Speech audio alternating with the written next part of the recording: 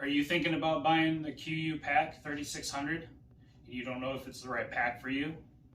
Well, watch this full video of the full breakdown review and also going through the pros and cons. Yep.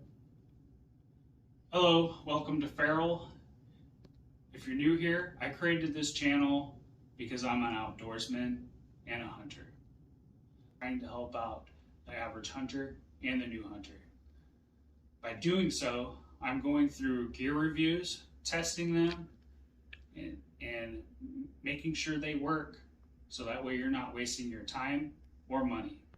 I'm also going through hunting tips and strategies so that way it can boost your confidence in and out of the field and also boost your skill level.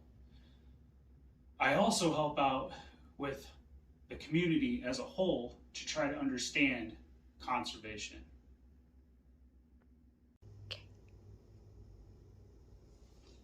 All right, so now we're going to go ahead and get into the details of this pack, and I'm going to pull everything off of the website because I wasn't going to write all that down.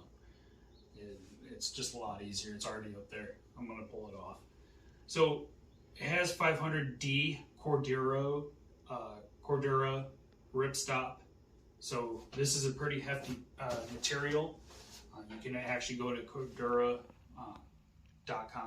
I believe that's what it is, and look up all their ripstop fabric that they have on there, which I can't even remember off the top of my head, but 500 is one of the highest ones, I believe. So you also have number 10 zippers. So the zippers on this pack work really great on that. You got the Hypalon reinforced. You also have compression straps. You've got expanded hauling capacity with the load sling, so it goes an extra 2,500 cubic inch with the load sling, which I have not used the load sling yet. I've just been using just the pack. You also have interchangeable with any, you also have it with interchangeable with any of the Pro or Pro Light bags. So just to keep that in mind. You also have heavy duty full featured pack, easy access center divide, rear cargo pockets, full horseshoe zip main, and then you also have the internal mesh pockets, removable accessory straps, and then you also have a hydration system compatible. So you also, the cool thing about that pack is, which is one of the pros that I did not list, is you got zippers on the back side of that pack, so you can take your hose out in and out one hole or the other. You also have two-sided stuff it pockets, webbed loop attachment points, and then quick detach bag suspension hardware. And I also wanted to tell you, because this also says this on the site, but a lot of people don't know or haven't looked quite yet, suspension is sold separately. So just to let you know. So if you go to try to order your pack and you're like, I got a pack, but I don't got any suspension, so I can't carry it around. That's the reason why. Suspension is sold separately. That's probably one of the cons on that. So that's pretty much it on that. We're going to go ahead and get into the testing of this pack. So the testing of this, I ended up going through a lot of testing with this. So I overpacked it. I don't consider you doing that unless you have to. I believe just to hold up the integrity of the pack, just don't do what I did. I overstuffed it. So I took all my stuff that I could fit inside that pack till where these zippers were almost bursting at the seams, and I had to sit on it in order to actually zip it up. It actually held up. I also put inside of this horseshoe zip inside the internal bag, um, the compression straps, the accessory straps.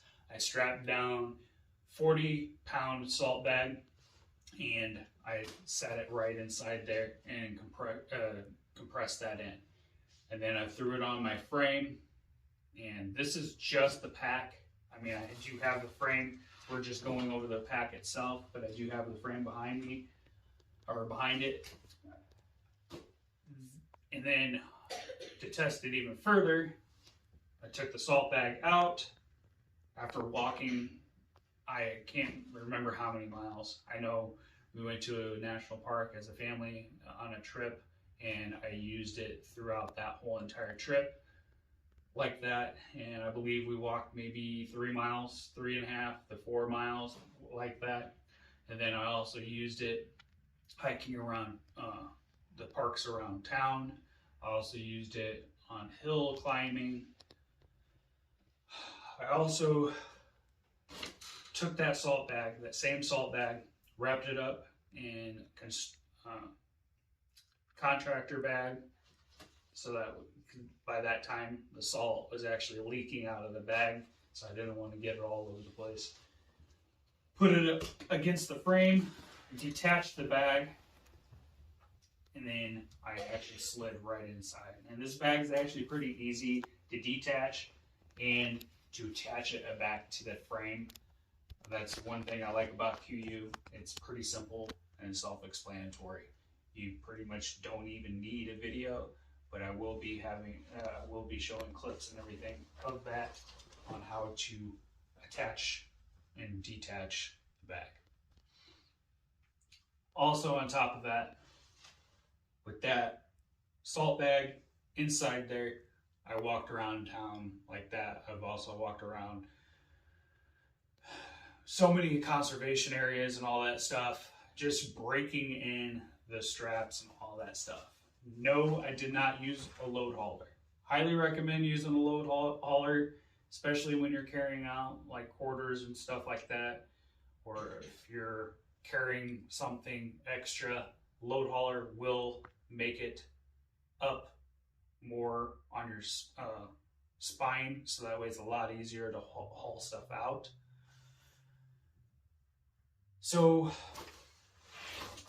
also the testing, I take this on whitetail trips, day pack. I use it as a day pack. Good majority of last season, I attached my tree stand to this. I also attached my climbing sticks. Worked really, really well. Don't recommend it. I also threw in my tree stand inside the pack. Don't recommend that either. And we'll get to that and the cons here in a little bit about the pockets that are inside. So I'm just letting you know what I did testing wise, and you can go from there. Also, threw this bag off of a tree several different times, completely full. Didn't do hardly anything to it. I don't even see any fabric busting or threads busting at the seams, nothing like that. So that's a good thing. So we're going to go ahead and get into the pros and cons of this bag. So, the pros and cons of this. This is pretty much the bulk of what I found that is wrong and what I liked about it. So we'll go ahead and start off with the bad. The bad, straps do loosen when the pack is full. When the pack is completely full and almost busting at the seams, like I said, I do not recommend you overloading this, but there is occasion that you'll have to. These straps do loosen from time to time. Not a lot, but enough. It's it's noticeable. Also, the straps do get in the way. So if you have to open up this horseshoe zip and the pack is not super full like it's right now, these straps for some reason just get in the way from time to time. I know they come with a little Velcro thing that you can tighten it up and all that stuff, but even when you tighten that up, it gets kind of heavy right here towards the clips, and they will fall over and then get in the way, especially when you're trying to shove something in and they get caught up. I just noticed that. That's one of the things that kind of bug you, especially if you're in like a hurry or something, or you're trying to get somewhere really quickly and you have something out and you need to shove it back in your pack and get up and go. It could be a hindrance. So on top of that, you got the suspension and the frame is one of my cons. I marked it as a con because that does kind of hurt, but it's also a pro too. Pro of that is the suspension and the frame. So we're getting in the pros. Suspension and the frame can be a con as well as a pro. You can buy stuff separately and you can save up the money when you need to, and you can actually get the stuff that you want. So, like I said, it can be both ways, depending on how your outlook is. Pro, very durable bag. Highly recommend it. Very durable bag. It's one of the better bags that I've had in a long time. And on top of that, plenty of room for like a 3 or 4 day hike, 3 or 4 day hunting. As long as you're a minimalist, it wouldn't matter. You can get probably 3 or 4 days out of it. I wouldn't go any longer than that, because then that's when you're going to start running into issues where you don't have enough stuff. So lots of pockets. Another pro is just this bag is $189. So keep that in mind. It's just $189 for just this bag. And the suspension, actually I'll go ahead and look up what the suspension is right now. I can't remember right off the top of my head. It's been a while since I bought it. Let's see. Can tell you it's going to be running around $700 for the whole entire kit. The suspension and the frame. So the suspension is about $165. The Pro hip belt is about $20, and then the frame is about $185. And then with all that together, the pack will weigh about 4 pounds roughly and 8.2 ounces. So you got that. So another pro, it comes in several different colors. You got the Velo, you got the Ash Phantom, and Vista, and then the Verde. So that's one of those things. And that's pretty much it with that. If you like what you saw today, consider about hitting that subscribe button and hitting that like button.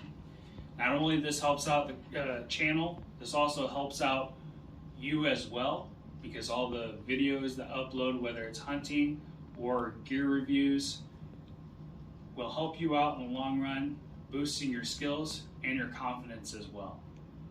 So if you want more content like this and you want to see more gear reviews, go ahead and hit the box up above me and go ahead and start on another gear review.